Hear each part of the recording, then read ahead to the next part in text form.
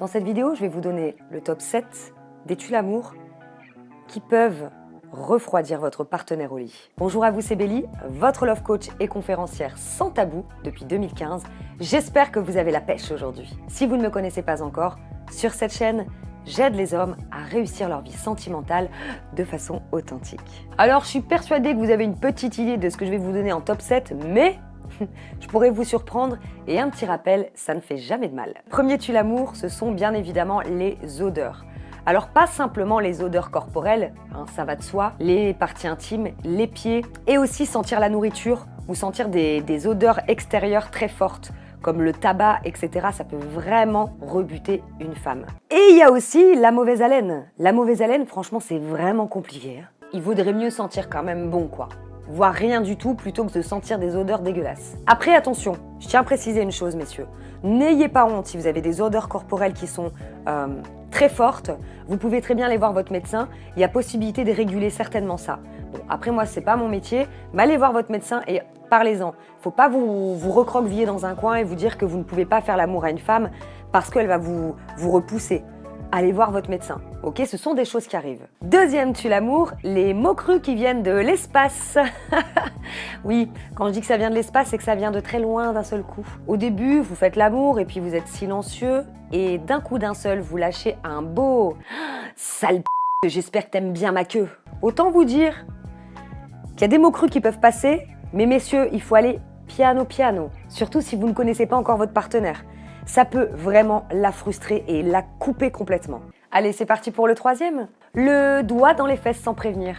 Ah oui, messieurs, quand même. À un moment donné, pareil, il faut y aller tranquillement, gentiment. Et toutes les femmes ne sont pas OK pour avoir quoi que ce soit dans leur anus. Donc, pareil, commencez doucement. Titiller l'anus tranquillement, posez-lui la question, c'est quand même une forme de respect. Et même si ça fait un moment que vous êtes avec elle, vous savez, il y a beaucoup de femmes qui ne vont pas dire ce qui leur plaît ou ce qui leur déplaît. Donc, mettez-la en confiance et allez-y piano piano, tout doucement.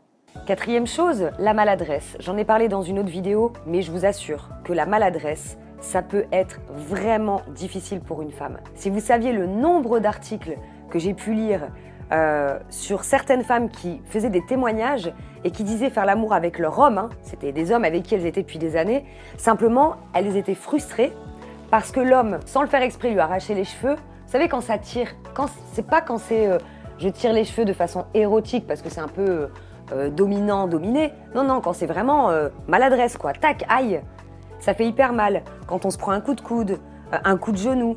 Et je le dis comme ça, mais faut pas déconner, quoi. Ça arrive à beaucoup de personnes. Donc attention à la maladresse. Cinquième chose, changer de position toutes les 3 secondes. Non, merci. La nana, elle a même pas encore eu le temps d'apprécier la position dans laquelle elle est, que bim, elle se fait retourner. Non mais, à un moment donné, calme. Vous savez, dans ce genre de situation, la femme, eh bien, elle peut se sentir comme un objet sexuel. Bim, bam, boum, allez, c'est pas une marionnette, quoi. Prenez aussi le temps de faire des positions et de prendre du plaisir tous les deux, quoi. On n'est pas des girouettes, hein. Sixième chose, je suis pas sûre que vous y avez pensé à cette sixième chose. Il y a des bruits parasites.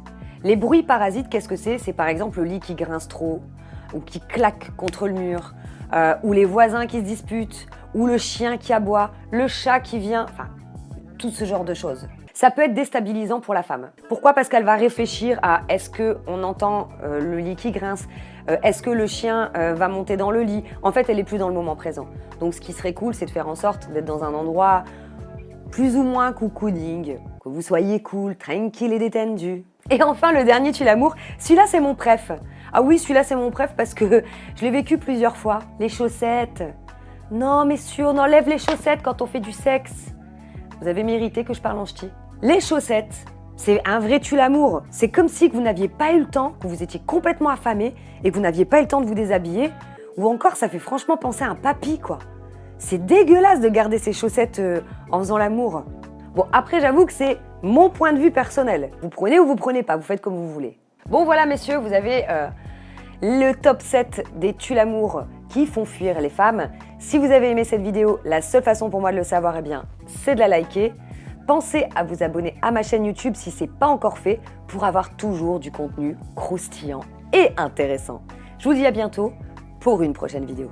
Bye bye.